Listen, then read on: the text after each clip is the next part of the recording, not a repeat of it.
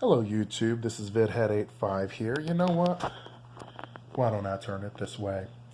So I've been watching a little bit of last night's debate on the Democratic Party side, and I have to say that the corporate ones got their butts handed to them.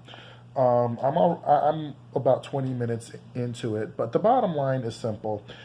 See, the reason why many of the corporate Democrats are saying that universal health care isn't possible or it's a pipe dream is because, well, their donors are paying them to say it.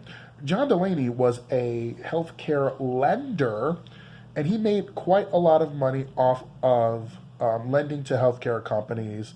And then, of course, those healthcare companies charge you an arm and a leg for healthcare. See, a lot of Americans know that that's the breaks and that's what's happening. But the problem is, a lot of Americans are having difficulty trying to see a universal health care that is actually good. But we also see in places like Tunisia and places like Australia, it's damn near universal. But this is the thing.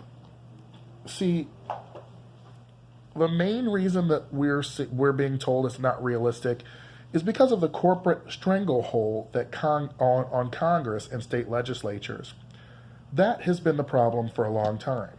It is not someone being too far left. The problem has always been that the force of money in politics has always been the biggest force that needs to be defeated in order for something like universal health care, in order for something like campaign finance reform, which would include public financing of elections. Those are the things that are being held up because Congress is so beholden to corporate interests. See, the bottom line is it's not unrealistic. Too many people are bought, and they would block that kind of proposal from coming forward. Of course, Mitch McConnell and Nancy Pelosi get way too much money for them to bring up Bernie's universal health care bill. And even after Bernie Sanders would be sworn in, the big thing would be how many Democrats are corporate free and how many of them would vote to support Medicare for all. See, it's not just getting Bernie Sanders into the Oval Office. It is making sure that he has enough support once he gets there to actually affect that change. Now, personally, they make a claim of 10 million or 180 million people getting tossed off their employee health care insurance. Now, let me tell you this.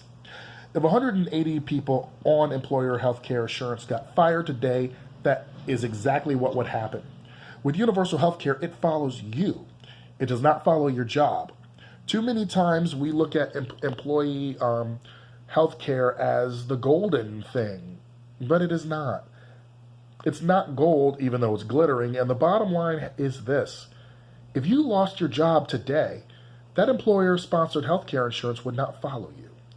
With universal health care, it does. Your health care follows you instead of being attached to your job.